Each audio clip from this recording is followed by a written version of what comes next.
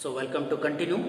ಇಲ್ಲಿ ಈ ರೀತಿ ನಾವು ಒಟ್ಟಾರೆ ದೇಶದ ಕೈಗಾರಿಕಾ ಕಾರ್ಮಿಕರ ಪ್ರತಿಶತ ಶೇಕಡಾವಾರು ಪ್ರಮಾಣವನ್ನ ದೇಶದ ಒಂದು ಉದ್ಯಮ ಸಿಮೆಂಟ್ ಉದ್ಯಮ ಕೈಗಾರಿಕೆಯ ಪ್ರತಿಶತ ಕೈಗಾರಿಕಾ ಕಾರ್ಮಿಕರ ಒಂದು ಪ್ರಮಾಣವನ್ನ ಇಲ್ಲಿ ತೋರಿಸಲಾಗಿರ್ತಕ್ಕಂಥದ್ದು.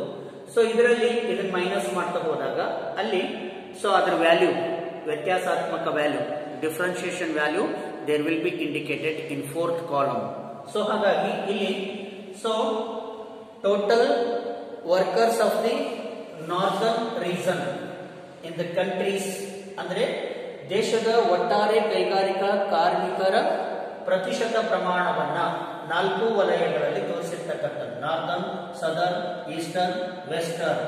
ಇಲ್ಲಿ ಉತ್ತರ ವಲಯ, ದಕ್ಷಿಣ ವಲಯ, ಪೂರ್ವ ವಲಯ ಮತ್ತು ಪಶ್ಚಿಮ ವಲಯದಲ್ಲಿ ಒಟ್ಟಾರೆ ದೇಶದ ಕೈಗಾರಿಕಾ ಕಾರ್ಮಿಕರು ಸೊ 20%, 10%, 30%, 40% ಹಂಚಿಕೆಯಾಗಿರ್ತಕ್ಕಂಥದ್ದು.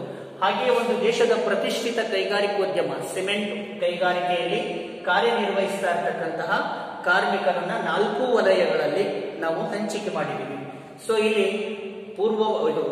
ನಾರ್ದರ್ನ್ ರೀಸನ್ ನಲ್ಲಿ 50% ಸಿಮೆಂಟ್ ಇಂಡಸ್ಟ್ರಿ ವರ್ಕರ್ಸ್ ಇಲ್ಲಿ ಎಕ್ಸಿಸ್ಟ್ ಆಗಿರ್ತಕ್ಕಂಥದ್ದು. ಸೊ ಸದರ್ನ್ ರೀಸನ್ ನಲ್ಲಿ 25% labours will be existing. So eastern reason ನಲ್ಲಿ 12.5 ಈಸ್ಟರ್ನ್ ರೀಸನ್ ನಲ್ಲಿ 12.5 ಇದ್ದಾರೆ. ವೆಸ್ಟರ್ನ್ ರೀಸನ್ ನಲ್ಲಿ 12.5 ಇದ್ದಾರೆ. ಸೊ ಹಾಗಿದ್ಮೇಲೆ ಇಲ್ಲಿ ನಾವು ದೇಶದ ಒಟ್ಟಾರೆ ಕೈಗಾರಿಕಾ ಕಾರ್ಮಿಕರ ಈ 4 ವಲಯಗಳ ಪ್ರತಿಶತ ಪ್ರಮಾಣವನ್ನ ದೇಶದ ಒಂದು ಉದ್ಯಮೆಯ ಕೈಗಾರಿಕೆಯಲ್ಲಿ ಕೆಲಸ ಮಾಡತಕ್ಕಂಥ ಕಾರ್ಮಿಕರ ಪ್ರತಿಶತ ಪ್ರಮಾಣದಲ್ಲಿ ಮೈನಸ್ ಮಾಡ್ತಾ ಹೋಗ್ಬೇಕು. 20 minus 50 minus 30, 10 minus 25 minus 15, 30 minus 12.5 plus 17.5, 40 minus 12.5 plus 27.5.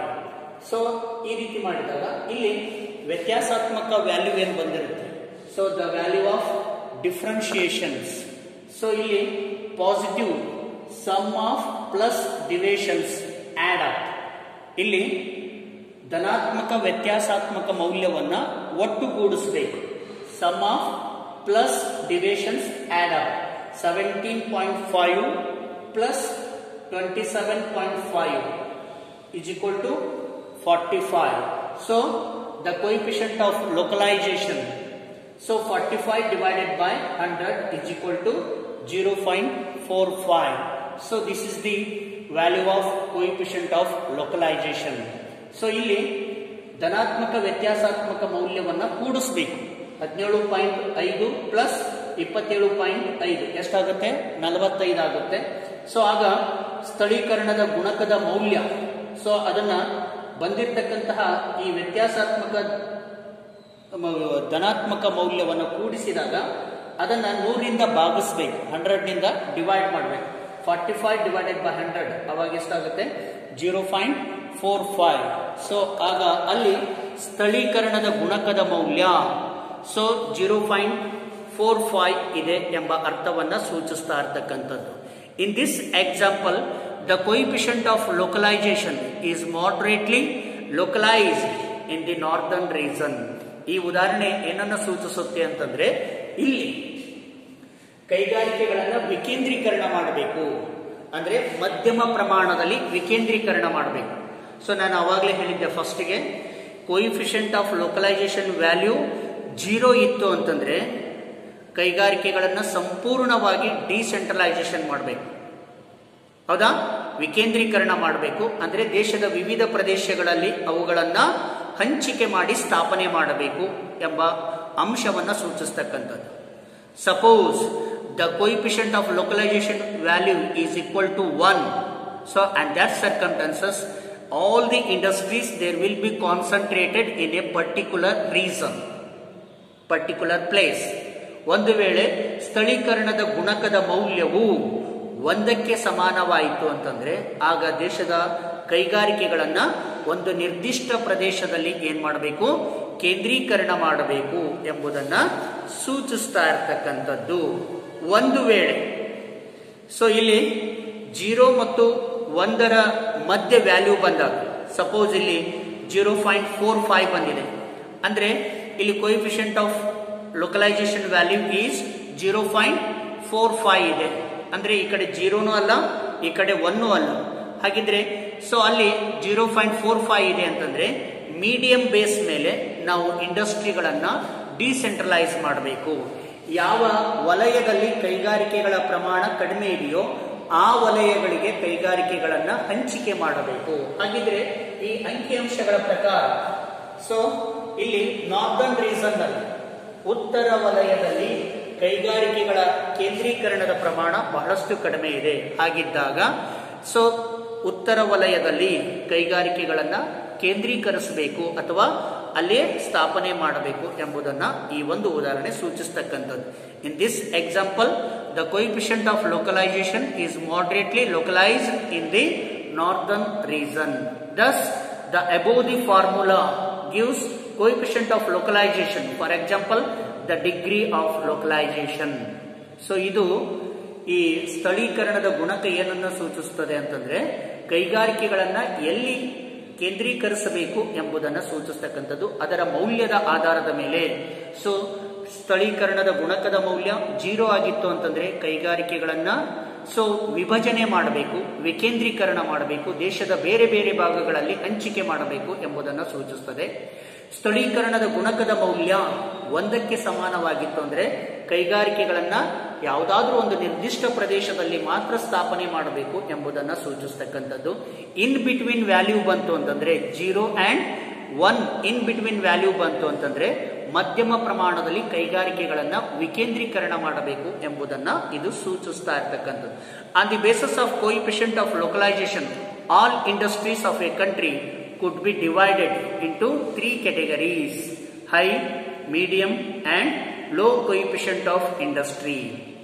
ಈ ಕೋಎಫಿಷಿಯಂಟ್ ಆಫ್ ವ್ಯಾಲ್ಯೂ ಅನ್ನ ನಾವು 3 ಭಾಗಗಳಾಗಿ ವರ್ಗೀಕರಣ ಮಾಡ್ತೀವಿ. ಹೈ, ಮೀಡಿಯಂ, ಲೋ ಎಂಬುದಾಗಿ ಕರೀತಾರೆ. Low means 0, high means 1, medium means in between 1 value to 0 value. So ಹಾಗಿದ್ರೆ ಈ ರೀತಿ ನಾವು ಕೈಗಾರಿಕೆಗಳನ್ನ ವಿಕೇಂದ್ರೀಕರಣ ಮಾಡಬೇಕು. ಸೊ ಗುಣಕದ ಮೌಲ್ಯದ ಆಧಾರದ ಮೇಲೆ, so on the basis of the coefficient of localization value, so the industries will be so decentralized in 3 categories: high, medium, low coefficient industries anta karitare. So the primary objective of finding the concept of the coefficient of localization is to classify industries on the basis of their qualities of concentration or disperse. ಇಲ್ಲಿ so ಈ ಒಂದು ಮೌಲ್ಯದ ಗುಣಮಟ್ಟದ ಆಧಾರದ ಮೇಲೆ so ಕೈಗಾರಿಕೆಗಳನ್ನ ಕೇಂದ್ರೀಕರಣ ಮಾಡಬೇಕು ಅಥವಾ ವಿಕೇಂದ್ರೀಕರಣ ಮಾಡಬೇಕು ಅನ್ನೋದು ಈ ಒಂದು ಲೆಕ್ಕಾಚಾರದ ಮೂಲಕ ನಮಗೆ ಸ್ಪಷ್ಟವಾಗಿ ಗೊತ್ತಾಗ್ತಕ್ಕಂಥದ್ದು. ಈ ಸ್ಥಳೀಕರಣದ ಗುಣಕದ ಮೌಲ್ಯದ ಮೂಲಕ ಕೈಗಾರಿಕೆಗಳನ್ನ ಕೇಂದ್ರೀಕರಣ ಮಾಡಬೇಕು ಅಥವಾ ವಿಕೇಂದ್ರೀಕರಣ ಮಾಡಬೇಕು ಎಂಬುದರ ಒಂದು ಅಂಶವನ್ನ ಈ ಒಂದು ಮೌಲ್ಯದ ಮೂಲಕ ನಾವು ನಿರ್ದಿಷ್ಟಪಡಿಸಬಹುದು ಅನ್ನೋದು. Industries which high coefficient, as in the case of the industries predominantly localized near the source of raw materials shows very little tendency to get dispersal. ಇಲ್ಲಿ ಸೊ ಸ್ಥಳೀಕರಣದ ಗುಣಕದ ಮೌಲ್ಯ ಅತ್ಯಧಿಕವಾಗಿದ್ರೆ ಆಗ ಕೈಗಾರಿಕೆಗಳನ್ನ ಒಂದು ನಿರ್ದಿಷ್ಟ ಪ್ರದೇಶದಲ್ಲಿಯೇ ಕೇಂದ್ರೀಕರಿಸಬೇಕು. ನಿರ್ದಿಷ್ಟ ಪ್ರದೇಶದಲ್ಲಿ ಅಂದ್ರೆ ಎಲ್ಲಿ ಕಚ್ಚಾ ಸರಕುಗಳು ಲಭ್ಯವಿರ್ತವೆ ಅಲ್ಲಿಯೇ ಕೈಗಾರಿಕೆಗಳನ್ನ ಕೇಂದ್ರೀಕರಿಸಬೇಕು. Suppose the coefficient of localization value is so 0 and that circumstances, so all the industries there will be dispersed in the different parts of the country. ಒಂದು ವೇಳೆ ಇಲ್ಲಿ ಗುಣಕದ ಮೌಲ್ಯ ಕಡಿಮೆ ಆಯಿತು ಅಂತಂದ್ರೆ, ಸ್ಥಳೀಕರಣದ ಗುಣಕದ ಮೌಲ್ಯ ಕಡಿಮೆ ಆಯಿತು ಅಂತಂದ್ರೆ ಕೈಗಾರಿಕೆಗಳನ್ನ ನಾವು ಹಂಚಿಕೆ ಮಾಡಬೇಕು. ಸೊ ಬೇರೆ ಬೇರೆ ಪ್ರದೇಶಗಳಲ್ಲಿ ಅವುಗಳನ್ನ ಸೊ ಸ್ಥಾಪನೆ ಮಾಡಬೇಕು ಎಂಬುದನ್ನು ಸೂಚಿಸತಕ್ಕಂಥದ್ದು. But the industries with low coefficient can thrive in any reason and so as such they have greater tendency to disperse. ಇಲ್ಲಿ ಕೈಗಾರಿಕೆಗಳನ್ನು ವಿಕೇಂದ್ರೀಕರಣ ಮಾಡಬೇಕಾದ್ರೆ ಯಾವ ವಲಯದಲ್ಲಿ ಕೈಗಾರಿಕೆಗಳ ಪ್ರಮಾಣ ಕಡಿಮೆ ಇರ್ತದೆಯೋ ಆ ಪ್ರದೇಶಗಳಿಗೆ ಹೆಚ್ಚು ಆದ್ಯತೆಯನ್ನು ಕೊಟ್ಟು ಅಲ್ಲಿ ಕೈಗಾರಿಕೆಗಳನ್ನು ಸ್ಥಾಪನೆ ಮಾಡಬೇಕು ಎಂಬುದನ್ನು ಈ ಒಂದು ಸ್ಥಳೀಕರಣದ ಗುಣಕದ ಮೌಲ್ಯದ ಮೂಲಕ ನಾವು ನಿಗದಿಪಡಿಸಲಾಗ್ತಕ್ಕಂಥದ್ದು. So this is the Sargant Florence theory of industrial localization. ಇದುವೇ ಸಾರ್ಜೆಂಟ್ ಫ್ಲಾರೆನ್ಸ್ ರವರ ಕೈಗಾರಿಕೆಗಳ ಸ್ಥಳ ನಿರ್ದೇಶನದ ಸಿದ್ಧಾಂತ. So in today's class end of the second unit. So ಇಲ್ಲಿಗೆ ಎರಡನೆಯ ಅಧ್ಯಾಯ ಮುಕ್ತಾಯವಾಯಿತು. In next class I will start the third unit, industrial productivity. ಮುಂದಿನ ತರಗತಿಯಲ್ಲಿ ನಾವು ಮೂರನೆಯ ಅಧ್ಯಾಯದ ಕಡೆಗೆ ಹೋಗೋಣ. ಮೂರನೇ ಅಧ್ಯಾಯವನ್ನು ಅಧ್ಯಯನ ಮಾಡ್ತಕ್ಕಂಥದ್ದು ಕೈಗಾರಿಕೆಗಳ ಉತ್ಪಾದಕತೆ ಎಂಬ ಮೂರನೆಯ ಚಾಪ್ಟರ್ನ ಮುಂದಿನ ತರಗತಿಯಲ್ಲಿ ನಾನು ಪ್ರಾರಂಭಿಸ್ತೀನಿ. Okay, thank you.